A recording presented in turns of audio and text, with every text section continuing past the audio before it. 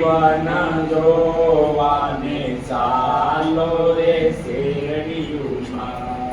આવેલા ટકંતો લાલો રે એની શોભા મુખે વર્ણવી ન જાય જેને નિગમ નેતી નેતી કરી ગાય રે રોજે ગોરે રાજેશ્વર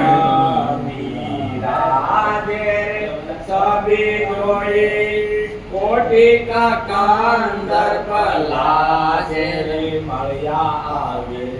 મહામુનિ ના વૃંદારે તેમાં શોભે તારે બીટો